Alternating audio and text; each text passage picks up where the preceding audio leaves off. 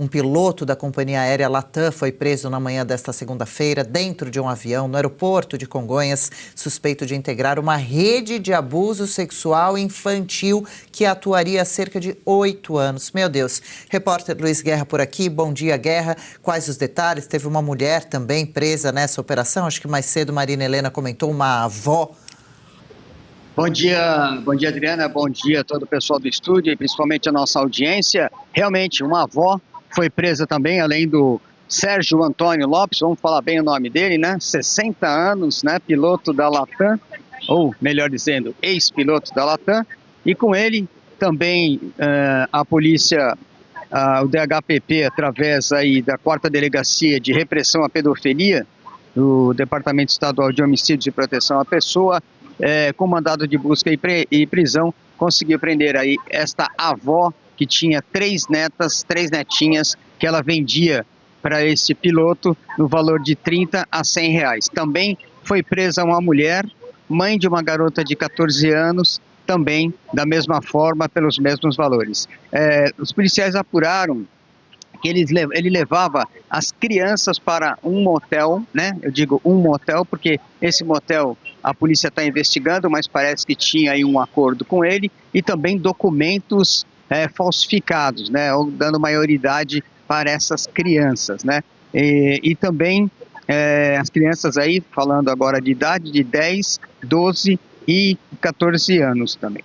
Agora, a respeito da polícia, já ouviu 10 crianças, e o pessoal de casa naturalmente quer saber como a polícia chegou até aí, né? Chegou através de denúncias, né?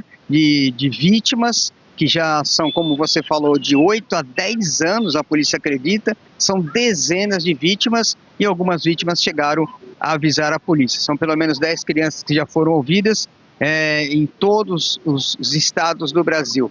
Ou seja, essa rede de pedofilia pegava no Brasil inteiro, e ele tinha facilidade de poder se deslocar com tranquilidade, sem levantar nenhuma suspeita. Ele é casado, tem 2 filhos, é da região de Guararema. Ele se aproximava das mulheres, né, com a intenção de um possível namoro, tal. Depois ele ia convencendo a pessoa com dinheiro e fazer aí, executar aí esse crime de pedofilia.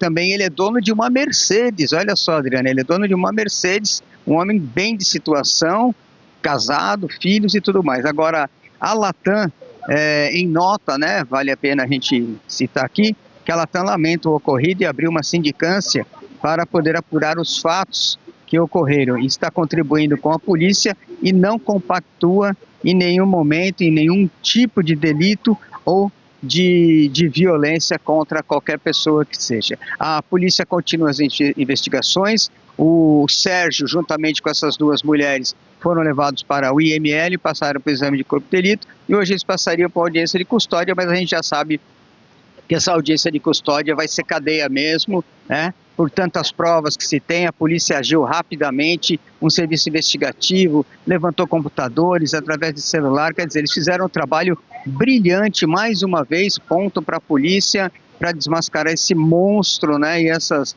monstros também que estavam atuando aí contra crianças, nossas crianças sendo vítimas de verdadeiros monstros, Adriana. Isso é uma matéria de realmente partir o coração, chocante, impactante. Obrigada, Luiz Guerra, que fala com a gente ao vivo de lá, do aeroporto de Congonhas, onde aconteceu a prisão. Qualquer novidade, pode sempre chamar a gente por aqui, viu, Guerra, que está sempre de olho aí nos alertas, nas notícias de última hora. Agora, é o tipo de notícia que dói nosso coração. Quantas vidas terão sido arrasadas a partir dessa maldade, dessa quadrilha, desse homem especial de 60 anos, finalmente preso, 8 anos para ser preso, teve tempo para abusar de muitas crianças, hein? Para destruir muitas vidas. Agora, bom, ponto para a polícia, foi preso, realmente há que se enaltecer, mas que passe o tempo que seja preso para que nenhuma outra vida seja dilacerada, como já foram de diversas crianças. O Marcília perguntou, né, o que acontece, né? Eu nunca sofri abuso sexual, mas conheço pessoas que sofreram, e eu vou te falar, infelizmente, acho que eu conheço, todas têm problema sério com vício, e todas têm problema sério com sexualidade. Então você destrói aquilo que é mais puro numa criança, você destrói que é a inocência. A sexualidade é algo que você deve descobrir através do amor, através do afeto, quando você tem idade para entender, né, o que isso significa, não para ser violado por um bando de gente doente. Então, a China, que está propondo a pena de morte para esses pedófilos, eu sou super a favor, mas eu sou muito a favor, porque eles continuam, mas os abusados carregam essa dor eternamente. Vou dizer, não tem terapia que dê conta. Paula? Sabe, Julie, que eu vi um psiquiatra falando que dos casos que realmente as pessoas levam trauma para o resto da vida, os dois mais graves. O primeiro é quando a pessoa participa de uma guerra e leva aqueles traumas para o resto da vida. E o outro seria justamente abuso sexual na infância. E veja, a polícia está fazendo um trabalho excelente. Pena que estamos no Brasil. Pena que nós temos as leis que nós temos, pena que nós temos a justiça que nós temos. Então, eu fico feliz de ter acabado, finalmente, com a prática desse senhor, não é se eu posso chamar disso, mas eu não tenho confiança na justiça, não na justiça do Brasil. Eu acredito que ele vai ser preso, será punido, mas quanto tempo será que ele estará solto nas ruas novamente? Ah, não, vale, lembra. Qual será a punição que ele vai levar por esse crime bárbaro que ele cometeu? Porque estamos no Brasil, como comentamos ontem, Suzane von Richthofen está solta, pode ficar milionária agora, como se nunca tivesse feito nada na vida. E será que não vai ser o mesmo destino desse senhor? Eu espero que não. É mais sério do que isso, né? Porque a direita tentou... Até agora não fizeram que tivesse o banco de pedófilos no Brasil igual tem nos Estados Unidos. Então tem assim, a pessoa cometeu, tá lá, e mora no seu bairro, né? Aqui tem isso. Aí, quando foi aprovado esse projeto, o Lula foi... foto no Globo, nós estamos lutando pela criança, porém, o Lula proibiu que o nome do pedófilo fique lá por mais de 10 anos, que acaba com o sentido do nome lá. Porque se ele entendesse alguma coisa de pedofilia, ele saberia, e aí todo mundo fala, não sou eu não, são os psiquiatras, os médicos, que a pedofilia não tem cura. Então, o nome está lá há 10 anos e depois não está... Qual é o point? Porque o point é que esteja eternizado para alguém lá ir na escola e saber se seu professor do seu filho cometeu, se o vizinho de natação, né, que dá aula de natação pro seu filho está lá, o cara que vai perto do parquinho, mas não, o Lula vetou, que falou que era contra simplesmente os direitos da pessoa. Então, assim, é uma loucura. Ô, Julie, sem falar que o presidente Lula, junto com a Janja, né, e todos os petistas lá, eles defendem a regulação das redes sociais para defender as crianças. Por causa que eles se preocupam com os adolescentes, com as crianças, e eles querem regular as redes sociais para defender as crianças. E veja, se eles querem tanto defender, por que não criou o cadastro? Que ele aprovou, e até agora, ele aprovou em 2024, e até agora, 2026, nada. Por que ele não falou nada sobre o vice-presidente do PT no Distrito Federal, que foi preso ano passado por suposto crime de pedofilia? Não falou nada, nenhuma palavra. Por que não fala nada disso? Então, ele fala muito bem, ele quer fazer as coisas, mas atitude mesmo, só regulando as redes sociais. A minha mãe a vida inteira trabalhou em prol das crianças carentes e dos menores abandonados. Inclusive, ela ganhou um prêmio aqui pelo governo de São Paulo por ter criado o Estatuto da Criança lá atrás. Então, é uma coisa que eu cresci, foi a luta da minha mãe como socióloga.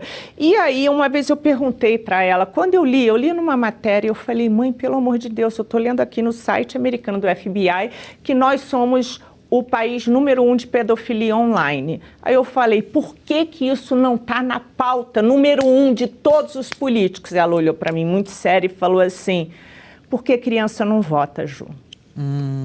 Que sábia. Queria colocar a Marcília nessa discussão como jurista, como avalia essa discussão, Marcília, sobre penas para abusadores. Há a possibilidade mesmo desse homem já estar solto, abusando de outras crianças, e também, como dizem, criminoso não tem rosto, né? Quando você senta num avião, né, Marcília, o que você pensa do piloto? É o cara, né? Esse cara, minha vida está na mão dele, deve ser um cara brilhante, admiro, o pessoal bate palma, e na hora que vai ver pode ser um criminoso sujo como esse.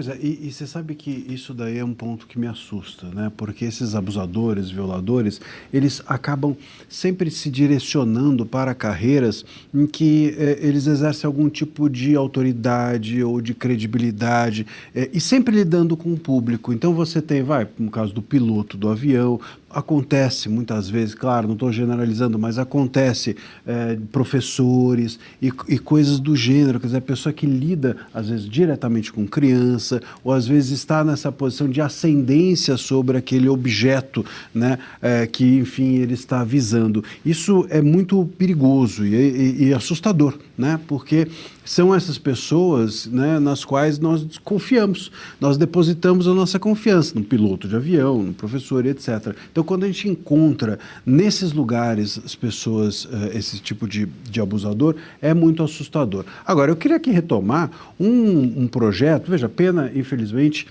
ou pena de morte ou pena de prisão perpétua, no Brasil não é possível. Castração química? Pois é, exatamente. Eu queria retomar esse ponto, Adriana, porque a castração química, e que, aliás, é um projeto que quem defendeu esse projeto? Quem que trouxe esse projeto como uma de suas bandeiras? Justamente o Jair Bolsonaro, um projeto histórico dele. O Jair Bolsonaro vinha trabalhando na possibilidade... E castração química, quando a gente fala, não é que a pessoa vai ser castrada mesmo, não existe uma coisa física, né? A castração química, como obviamente o química já dá a entender, o adjetivo química, ela tem a ver com o quê? Com você reduzir a libido da pessoa e com isso neutralizar a sua doença, vamos dizer assim. Vontade doentia. A sua vontade doentia. Então, mas o que aconteceu quando o Bolsonaro buscava emplacar esse projeto para abusadores, estupradores, etc.? A esquerda, o PT, começou a advogar que isso era impossível, que isso era uma ofensa, que isso machucava o corpo da pessoa, que isso era uma pena corporal, que a nossa Constituição veda a pena corporal. O crime também é. Mas uma coisa é você tomar uma pílula, não é? E castrar quimicamente a pessoa, reduzindo a libido. Outra coisa é dar chicotada. Você não está dando chicotada. Claro. Não é uma pena corporal. mas tomar uma pílula muda o corpo. Bom, então tudo muda. Então eu posso tomar remédio, porque também muda o corpo. Isso é uma pena corporal. Então, quer dizer, é só uma questão ideológica. O que está por trás, ou que estava por trás dessa defesa, é uma proteção à criminalidade, uma proteção à impunidade. E quando uma pessoa que é doente como essa percebe que vive num país com impunidade, ela fala, opa, então a minha vontade criminosa fala mais alto. Vale a pena. E a grande razão também, além de afastar o criminoso da rua, mas de ter uma pena exemplar pesada para crimes como esse, é inibir que outros venham a cometer, se sintam mais acuados, né, com mais medo de vir a cometer crimes que, vendo a maioria solto por aí, dos seus colegas, comparsas, acaba dando uma sensação de impunidade e de poder cometer crimes como esse. Enfim, estaremos acompanhando aí os desdobramentos de mais esse caso bizarro, absurdo e preocupante. Legal, gostou desse corte? Estamos ao vivo de segunda a sexta-feira, das 10 ao meio-dia, no YouTube da Revista Oeste. Eu, Marina Helena, Adriana Reide e Paula Camacho analisamos as principais notícias do dia. E siga as nossas redes sociais, @oestcom.elas.